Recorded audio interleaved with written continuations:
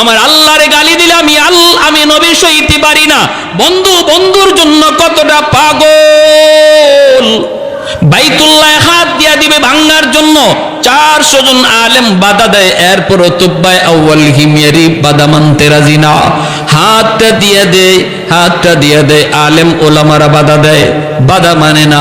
যেই মাত্র হাতটা আল্লাহর ঘরে মাত্র লাগাইলো ভাঙ্গার নিয়তে, সাথে সাথে নাক মুখ দিয়া রক্ত বের হওয়া শুরু হলো, ফিনকে দিয়া রক্ত বের হওয়া শুরু হলো। বাদশার সাথে সাথে যেই জায়গায় দাঁড়ানো ছিল জায়গার মধ্যেই দাঁতি লেগে গেল, মরে যাবে, রক্ত বক্ত বন্ধ হয় না।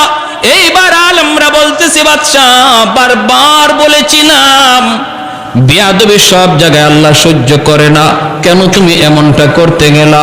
বাদশাহ তখন কয় আমি মাপ চাই গো, আমাকে মাফ করো, আমি বুঝি নাই। কয় আল্লাহর ঘর ধরে আবার তুমি মাপ চাও? যেই মাত্র আল্লাহর ঘর ধরে আবার মাপ চাইছে, মালিক আমি ভুল করে ফেলেছি, আল্লাহর সাথে সাথে তওবা কবুল করে তারে সুস্থ বানায় দিছে। বলুন তো সুস্থতার চাবিকাঠি কার হাতে? আরো জোরে বলেন না, কার হাতে? হ্যাঁ, এই ইয়াকিন আছে তো? হ্যাঁ, সাবধান, এটা মনে রাখবেন না ওই জায়গার পানি গায়ে লাগাইলে সুস্থ হয়ে যাবেন, অমুকে ফু দিলে পরে আপনি সুস্থ হয়ে যাবেন, এই ধরনের ইয়াকিন রাখা যাবে না। সুস্থতার মালিক কে? আল্লাহ। এখন বাদশাহ কয় যেই ঘরে এত দামি ঘর, এই ঘরে আমি একটা খেদমত করব। তারা কয় কি খেদমত? কয় আমি আল্লাহর ঘরের গিলাফ লাগায় দিব।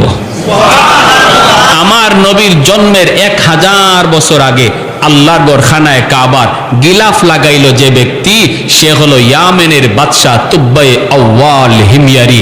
কে উল্লেখ করেছেন? প্রসিদ্ধ ইতিহাসবিদ আল বেদায়া ওয়ান নেহায়া কিতাবের ভিতরে।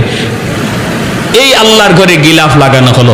আজও আল্লাহর ঘরে গিলাফ আছে, পরিবর্তন হয়, বদলানো হয়, কিন্তু সিস্টেম ও তখন থেকে শুরু হয়েছে। এরপরে উলামায়ে কেরাম বলতেছে আর একটু সফর করবেন? আর একটু সফর করব, আমি মক্কার আশপাশ দেখব। ঘুরতেছে একটা রাস্তার কিনারা, একটা রাস্তা দিয়ে তারা হাঁটতেছে। এইবার রাস্তাটা যাওয়া মাত্রই দেখা যায় 400 জন আলেম একজন আরেকজনকে লক্ষ্য করে বলতেছে, দোস্ত রাস্তার কন্ডিশন দেখে মনে হয় এই রাস্তাটা বুঝি আমরা ভালো করে চিনি। রাস্তার বিবরণ তাওরাত কিতাবের মধ্যে এসেছি। কোন রাস্তা? কয় নবীজি যেই রাত্রে মক্কা থেকে মদিনায় হিজরত করবেন যেই রাস্তা দিয়া, এই রাস্তাটা কেমন হবে, কন্ডিশন কেমন হবে, ওই রাস্তার বিবরণ আল্লাহ তাওরাত কিতাবে উল্লেখ করেছেন। শুধু আমার নবীর কথা তাওরাতে না, নবী যে রাস্তা দিয়া হিজরত করে মদিনায় যাবেন ওই রাস্তাটা কেমন হবে, এই কথাগুলিও আল্লাহ তাওরাত কিতাবে উল্লেখ করেছে। 400 জন আলেম একজন আরেকজন কয় দোস্ত একটু দেখ, তাকায় দেখ কিতাবের সাথে মিলে কিনা। কয় 100% মিলে গেছে, এই সেই রাস্তা, হিজরতের রাস্তা। কয় তাহলে আর থামা যাবে না, চলতে থাকো, মদিনা পর্যন্ত আমরা যাব। তখন তো মদিনায় কোনো ঘর নাই, বাড়ি নাই, মদিনায় কোনো ঘর নাই, বাড়ি নাই, কিন্তু তারা বলতেছে আমরা মদিনা পর্যন্ত যাব। কারণ মদিনা কোন জায়গাটা হবে, ওই জায়গার আবহাওয়া কেমন হবে, এই জায়গার এলাকাটা কেমন হবে, আল্লাহ তাওরাত কিতাবে উল্লেখ করেছেন। অতএব আমরা মাটি দেখলে বুঝে ফেলবো এটাই হবে সোনার মদিনা। যাইতেছেন সোনার মদিনায় যাইয়াই 400 জন তাওরাতের আলেম ডানে বামে তাকায়, পাহাড় পর্বত দেখে জমিনের পরীক্ষা করে সবাই শুকরিয়া তান আল্লাহর কদমে সেজদায় পড়ে গেছে। বাদশা বলতেছে উলামায়ে কেরাম আমাকে একটু খুলে বলো না কি হয়েছে? কয় শুকরান আলহামদুলিল্লাহ, আমরা মদিনাতুল মুনাওয়ারার সংবাদ পেয়ে গেছি, সন্ধান পেয়ে গেছি। কয় কোন জায়গা? কয় যেখানে আপনি আমি দাঁড়ায় আছি গো বাদশাহ, এই জায়গায় হবে সোনার মদিনা, যেখানে আখিরি নবী চিরনিদ্রায় শুয়ে থাকবেন। মক্কার আপন মানুষগুলি নবীকে মক্কায় থাকতে দিবে না, রক্তের মানুষগুলো আমার নবীকে পিটায় রক্তাক্ত করবে। সেই নবী চোখের পানি মুইসা মদিনার দিকে হিজরত করবে। আর এই হবে সেই সোনার মদিনা, এখানেই বসতি গড়ে উঠবে, এখানেই নবী শুয়ে থাকবে। এই কথা বলা মাত্র উলামায়ে কেরাম কান্দে আর কয় বাদশাহ জাহাপনা, আপনি আপনার ইয়ামিন চলে যান, আপনার সৈন্য সামন্ত লয়ে আপনি ইয়ামিন চলে যান। কিন্তু আমরা সিদ্ধান্ত নিয়েছি মদিনার সংবাদ যেহেতু পেয়ে গেছি, সন্ধান যেহেতু পেয়ে গেছি, আমরা বাকি জীবন এই জায়গায় কাটায় দিব। এখানেই যেন আমাদের মরণ হয়, এখানেই যেন আমাদের কবর হয়, আমাদের কবরের পাশ দিয়ে যেন রহমতের নবী হাঁটা চলা করে, আমার নবী রহমতের নবীর পায়ের ধুলায় যেন আমরা কবরে শান্তি পাই। যেরকম সুবহানাল্লাহ।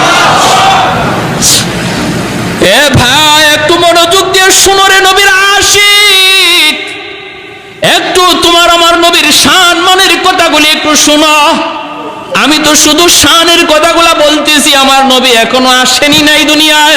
দুনিয়া আসার আগে নবীর শান কি ছিল ওই কথাগুলি শুধু একটু বলতেছি, মনোযোগ দিয়ে শোনো। আজকে কার প্রেমে পাগল হয়েছো তুমি?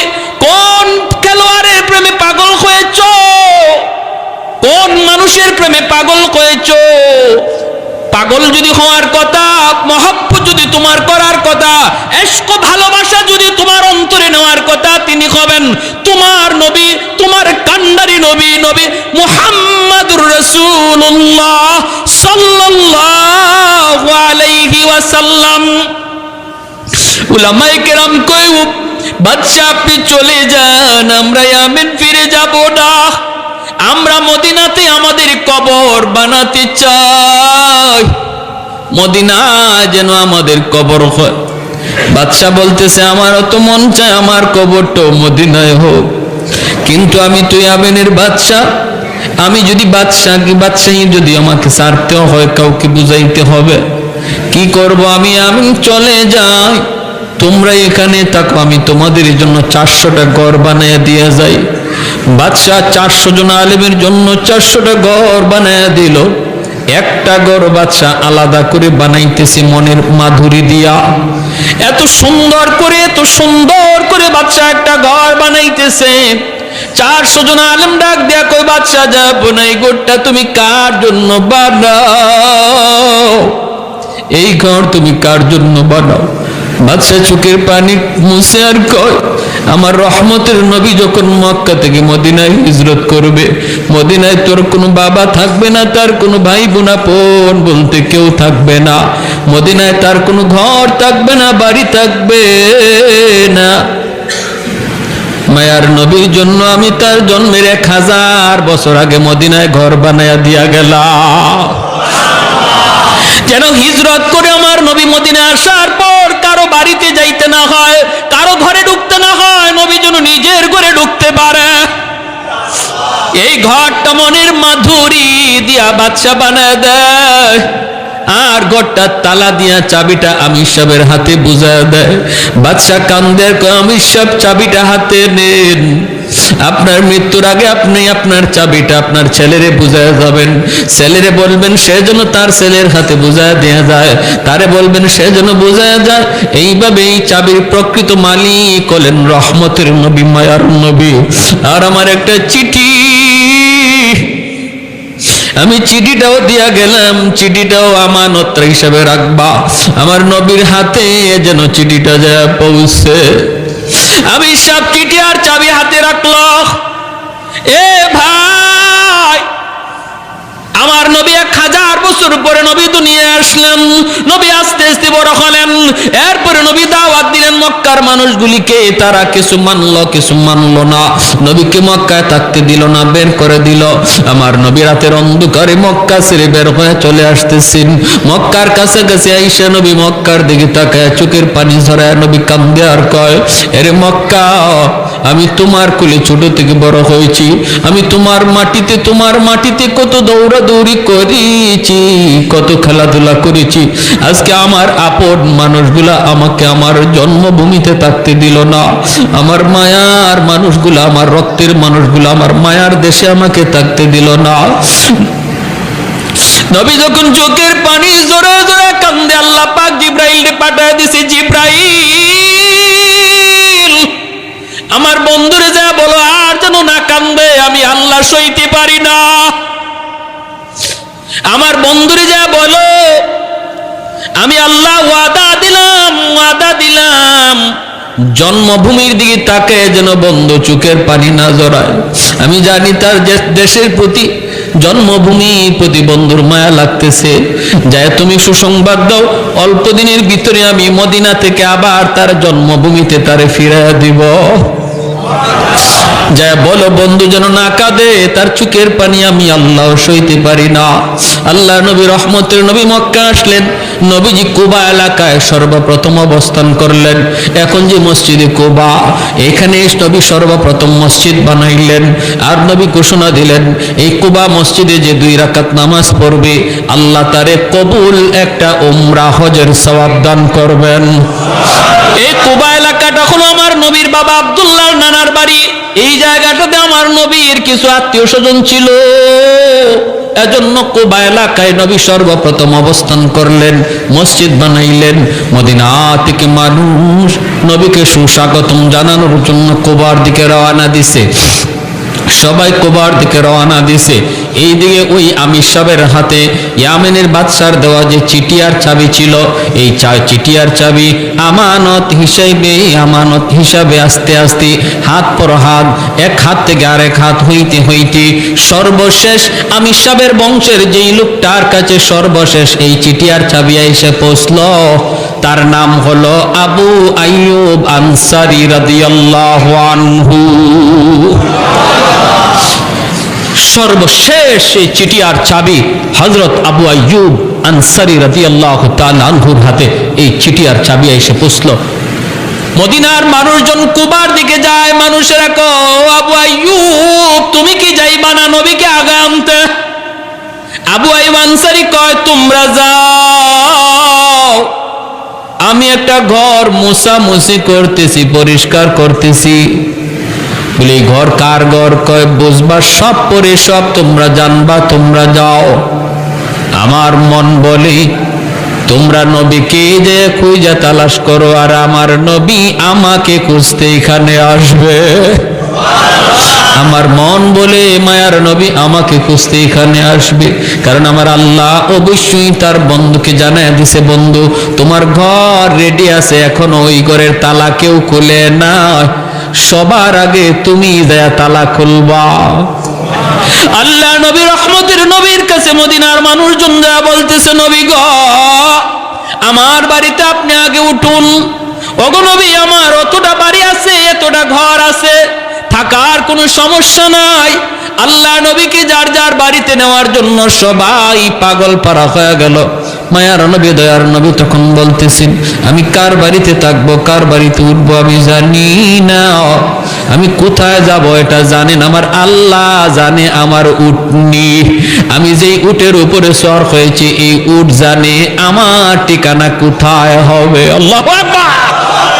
कौनैन मुख्तार खुदा तुमको बनाया, कौनैन मुख्तार खुदा तुमको बनाया, उम्मत का निगाहबान खुदा तुमको बनाया, उम्मत का निगाहबान खुदा तुमको बनाया।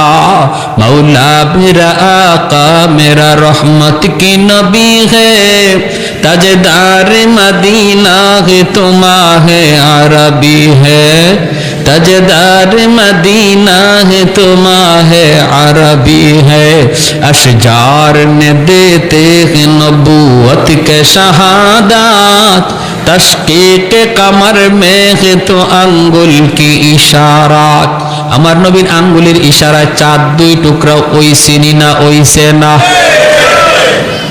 ভাইরা আমার, এজন্য বলতেছিলাম আল্লাহ নবী বলতেছে আমি জানি না কোথায় যাব, কোন দিকে যাব, জানেন আমার আল্লাহ জানে। আমার উটনি মায়ার নবী উটের পিঠে উঠে গেলেন।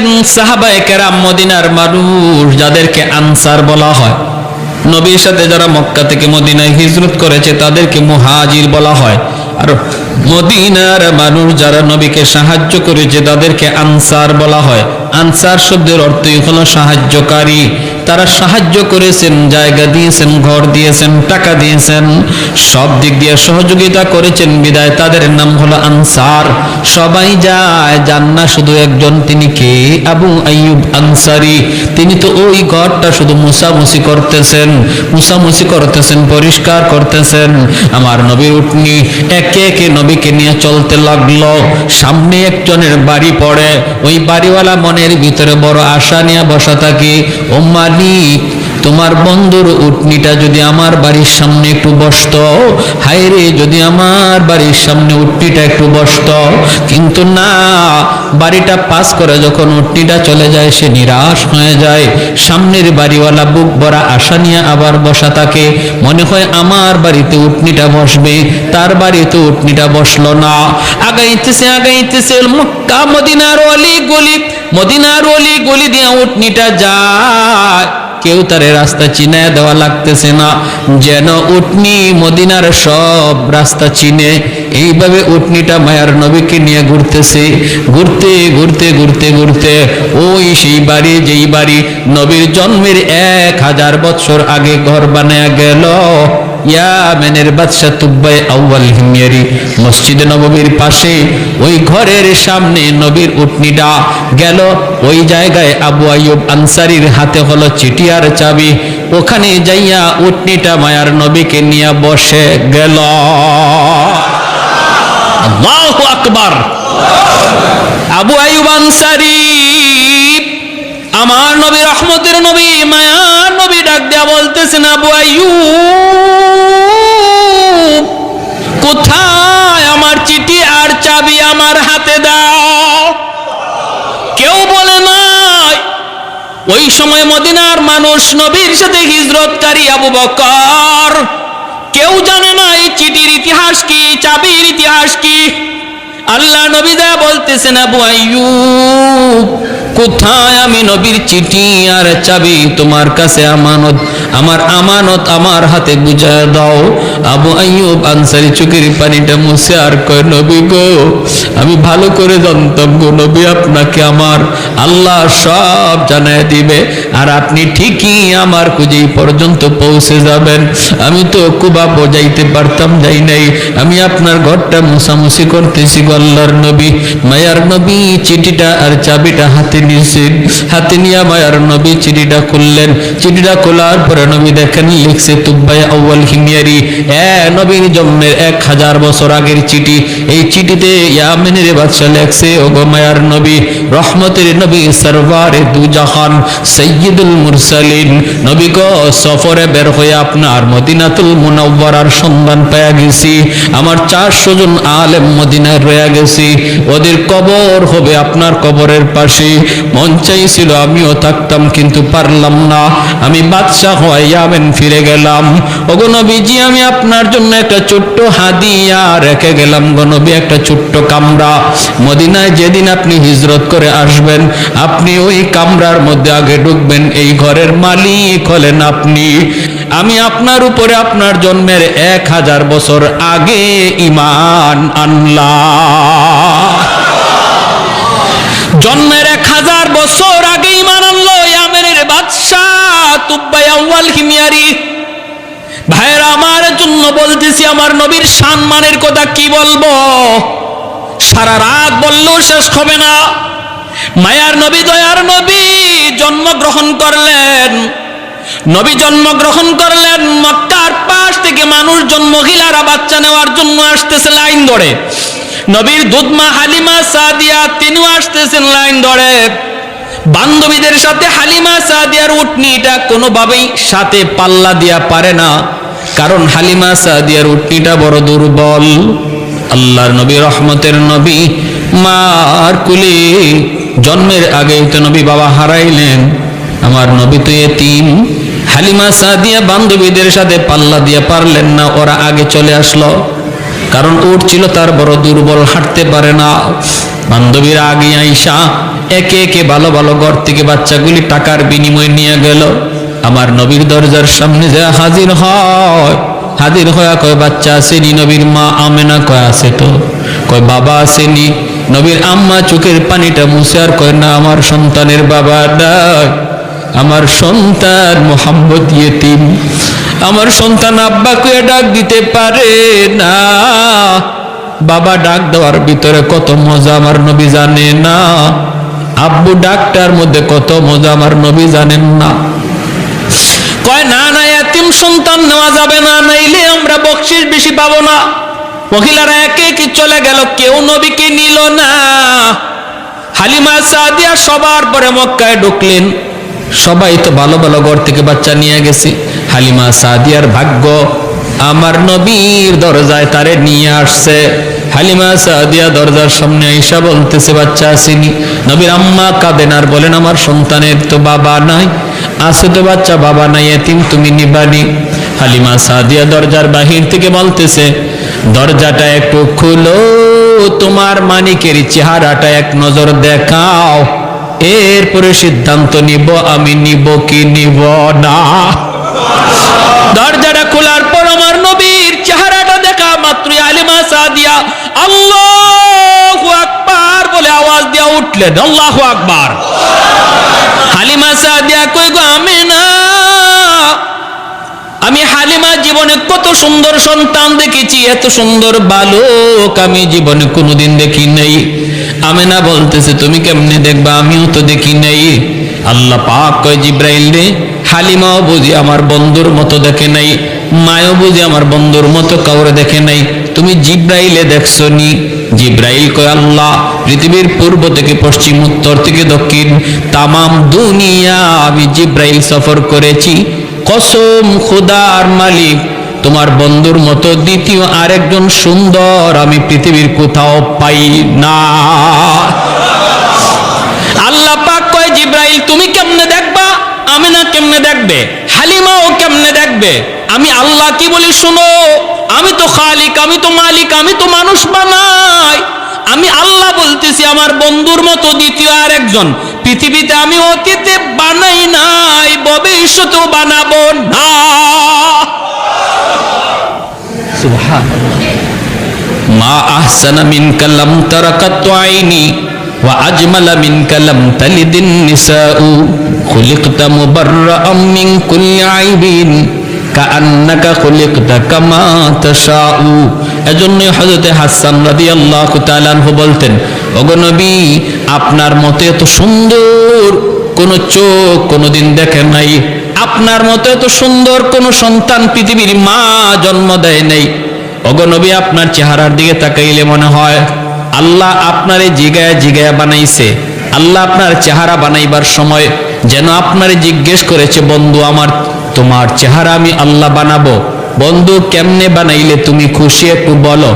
ওগো নবীজি, আপনার চোখ বানানোর সময় যেন আল্লাহ আপনাকে জিজ্ঞেস করেছে, বন্ধু কেমন চোখ তোমারে দিলে তুমি খুশি হও।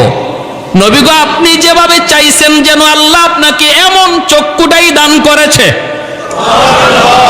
আপনার প্রতিটা অঙ্গের দিকে তাকাইলে মনে হয় আপনার মর্জি মতো আল্লাহ আপনারে বানাইছে, আর আমাদেরকে বানাইছে আল্লাহ তার নিজের মর্জি মতো, আর আপনারে বানাইছে যেন আল্লাহ আপনার মর্জি মতো।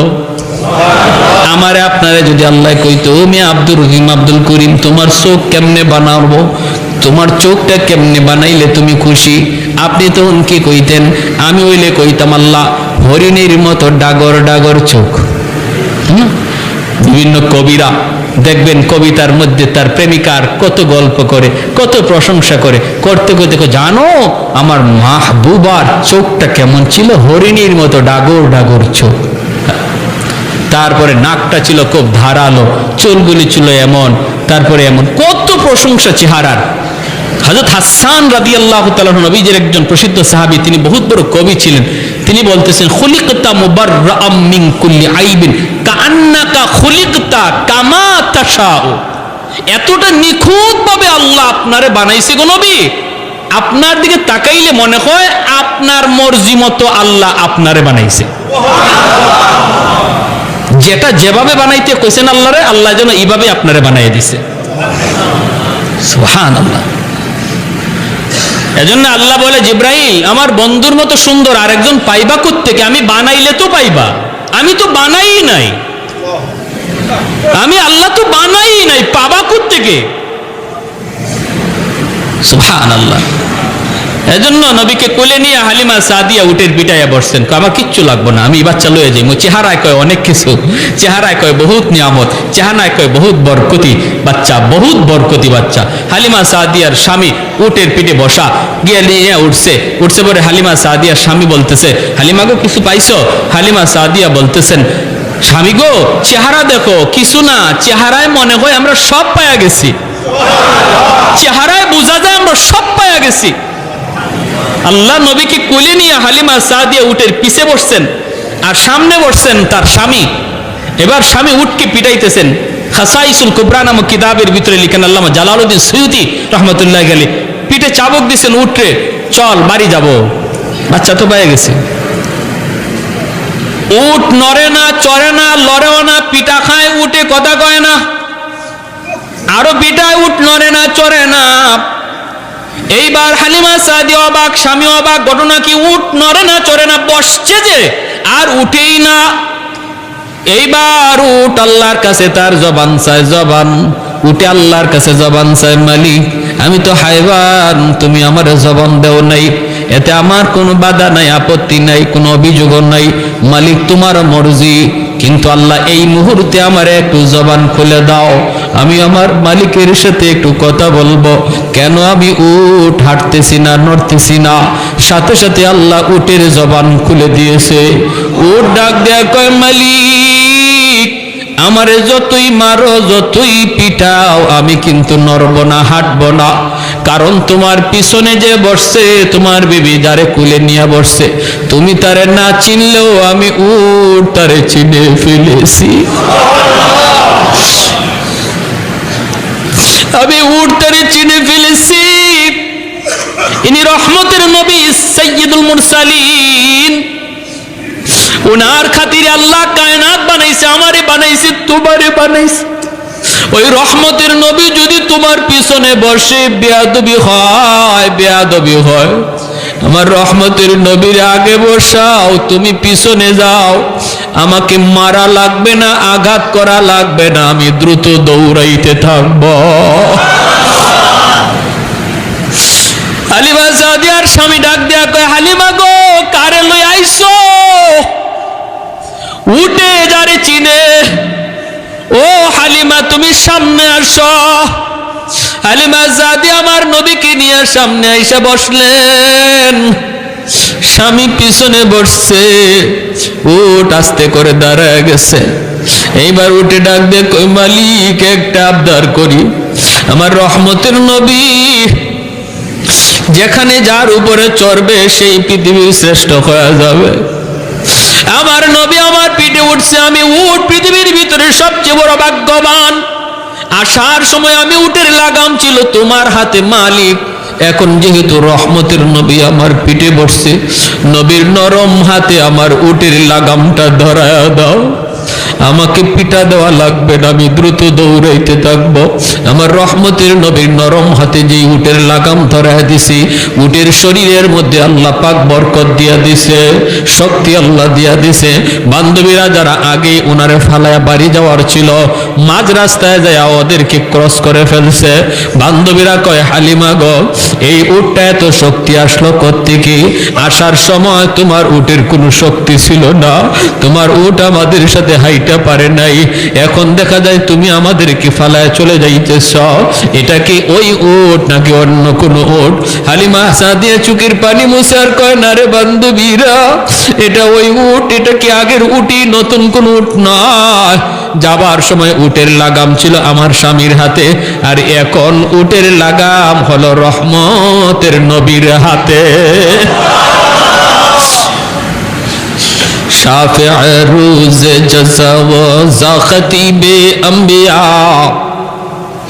শাফি'ে রোজ জযা ওয়া যা খতীবে আম্বিয়া, সাহেবে হাউজ লিওয়াজিল লে খুদা রোজ আতীদ, সাহেবে হাউজ লিওয়াজিল লে খুদা রোজ আতীদ, সাহেবে আসরার উনা মুস আকবর বরমলা, ইলমে ও আজ আউয়ালিনা আখিরি আন্দর মজিদ রহমাতুল লিল আলামি খান্দাশ খুদাওয়ান্দ করিম خلق خلق قول فعل هدي سمت ও হামিদ।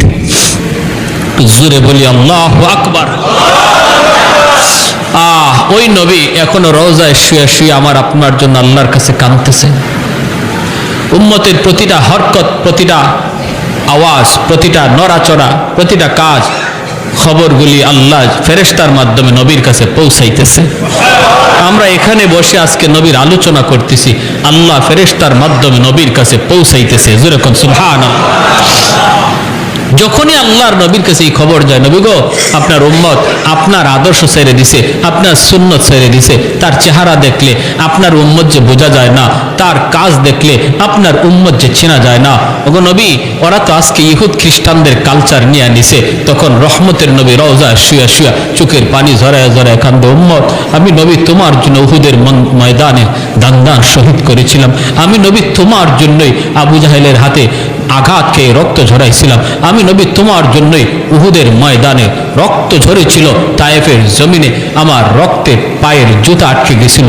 ও উম্মত, আমি তোমার জন্যই করেছিলাম। আমি নবী যদি চাইতাম, আল্লাহ আমি শান্তি চাই, আল্লাহ আমি ধন দৌলত চাই। আল্লাহ বলে, বন্ধু উহুদ পাহাড়টারে স্বর্ণ বানায় তোমার পিছনে ঘুরতে বলবো, তুমি যেদিকে যাওয়া ওইদিকে তোমার পিছনে স্বর্ণের পাহাড় ঘুরবে, স্বর্ণের পাহাড় ঘুরবে। আমি তো সব কিছুকে লাথি মেরেছি উম্মত তোমার জন্য, তোমার জন্য। আজ সেই উম্মত তুমি বুঝি আজকে আমি নবীর ভুলে গেছো, আমার নবীর আখলাক ভুলে গেছো, আমার আদর্শ ভুলে গেছো। আজকে তোমাকে মসজিদে পাওয়া যায় না, আজ তোমাকে মসজিদে পাওয়া যায় না, ওয়াজ মাহফিলে পাওয়া যায় না, আজ তোমাকে বিভিন্ন গান বাজনার অনুষ্ঠানে পাওয়া যায়। তোমার মুখের দিকে তাকাইলে পরে আমার উম্মত বলে তোমাকে চেনা যায় না। প্যার হাজিরিন এজন্য বলি, যুবক একটু নিজেরে বুঝাও, একটু নিজেরে বুঝাও। কিয়ামতের ময়দানে ওই আমাকে যদি নবীর সামনে দাঁড় করানো হয়, আমার সুরত দেখলে নবী খুশি হবে না লজ্জা পাবে? যদি নবীর সুন্নত না ধরি, নবীর আদর্শ মতো না চলি, আমার নবীর সামনে যখন আমাকে দাঁড় করানো হবে, তখন আমার নবী লজ্জা পাবে, কষ্ট পাবে। হায়রে আমার উম্মতের বুঝি হালত। হাসরের মাঠে নবীর একটা উম্মত এরকম ভাবে জাহান্নামের আসামি হয়ে রওনা দিয়া দিছে, জাহান্নামের আসামি হয়ে রওনা দিয়া দিছে। ফেরেশতারা হাত করা পা করা লাগায় নিয়ে যাইতেছে। হযরত আদম আলাইহিস সালামের চেহারাটা হবে সবার চেয়ে উঁচু। আদম আলাইহিস সালাম হাসরবাসী মানুষকে একটা উপরে গাছ যেভাবে নিচের মানুষকে দেখে এরকম ভাবে দেখবে। আদম আলাইহিস সালাম দেখতেছে একটা মানুষকে নিয়ে যাইতেছে জাহান্নামের ফেরেশতারা, তার হাত পায়ের অঙ্গগুলা চমকাইতেছিল। তার গুনার কারণেই নিচ্ছে, কিন্তু সে নামাজ পড়তো, অজু করত, আর অজুর কারণে তার অঙ্গগুলা চমকাইতেছিল। আদম আলাইহিস সালাম তখন ডাক দিবে, ইয়া মুহাম্মদ, ইয়া আহমদ, আমার নবীকে ডাক দিবে। নবীজি দৌড়ে আসবে, বাবা আমাকে কেন ডাক দিয়েছেন? আল্লাহ নবীকে আদম আলাইহিস সালাম বলবে, মুহাম্মদ আমার তো মনে হচ্ছে ওই জাহান্নামী আসামিটা তোমার উম্মত, কারণ তার অজুর অঙ্গগুলা চমকাইতেছে। মুহাম্মদ তুমি তাড়াতাড়ি যাও, তারে বাঁচাও। আল্লাহ রাসূল সাল্লাল্লাহু আলাইহি ওয়াসাল্লাম বলেন, তখন আমি কোমরের মধ্যে গামছা দিয়ে একটা বাঁধ দিব, শক্ত করে দ্রুত দৌড় দিতে গেলে মানুষ যেভাবে প্রস্তুতি নেয়, নবী বলেন আমি কোমরটার একটা বাঁধ দিব, বাঁধ দিয়ে একটা দৌড় দিব। দৌড় দিয়ে ফেরেশতাদেরকে বলবো, ফেরেশতারা থামো, আমার উম্মতের সমস্যাটা কোথায়, অসুবিধাটা কোথায়, আমার একটু দেখায় নাও। ফেরেশতারা থামবে না।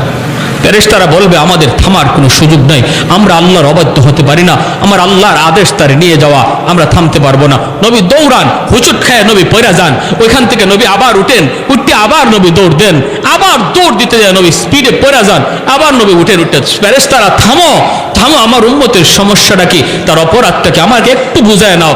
দৌড়তে থাকবে। ফেরেশতারা যখন থামতেছি না, তখন আল্লাহর নবী এক জায়গায় বসে নিরাশ হয়ে আরশে আজিমের দিকে তাকায় চোখের পানিটা ফালায় দেবে, ফালায় বলবে, আল্লাহ তোমার ফেরেশতারা আমার কথা শুনে না, আল্লাহ তোমার ফেরেশতারা আমার কথা শুনে না। যে চোখের পানিটা ফালায় নবী ডাক দিবে, আল্লাহ বলে, ফেরেশতারা যে যেখানে আসো থেমে যাও, পিছনে আমার বন্ধু তোমাদেরকে ডাকতেছে। আল্লাহ নবী কাছে যাবেন, যা বলবেন কি সমস্যা, বলে তার গুনার পাল্লা ভারী। নবী বলবেন, আমার আরেকটাবার আমার চোখের সামনে তোমরা একটু পাল্লাটা ওজন দাও। চোখের সামনে পাল্লাটা ওজন দিবে। আল্লাহ নবী তার হাত থেকে একটা কাগজের টুকরা, যে কাগজের ভিতরে তার ঈমানটা ছিল নির্ভেজাল, ওই ঈমানের কাগজটা একটা পাল্লায় নবী রেখে দিবে। সাথে সাথে গুনার পাল্লা হালকা হয়ে যাবে, নেকির পাল্লা ভারী হয়ে যাবে। এতটা উম্মতের জন্য পাগল যে নবী এখনো রওজায় শুয়া হাসরের মাঠেও শুধু ইয়া উম্মতি উম্মতি করবে। আর কোথায় কোন জায়গায় আমার উম্মত আটকে আছে এই খবর পেয়ে পাগলের মতো দৌড়াবে। সেই নবীর আদর্শ ভুইলা আজকে তুমি কারে ফলো করতেছো? তুমি কারে অনুসরণ করতেছো? কাকে, কার সুরত ধরছো যুবক? কার সুরত ধরছো একটু বলো। যে নবী বলতেছেন আমি আমার মাকে পাই নাই, আমার মাকে পাই নাই, দুধ মাকে পেয়েছি। যে দুধ মার সেবা খেদমত নবী এতটা করলেন, মায়ের খেদমতের এতটা আদেশ দিয়ে গেলেন, আজকে তোমার দ্বারা তোমার মা কষ্ট পায়,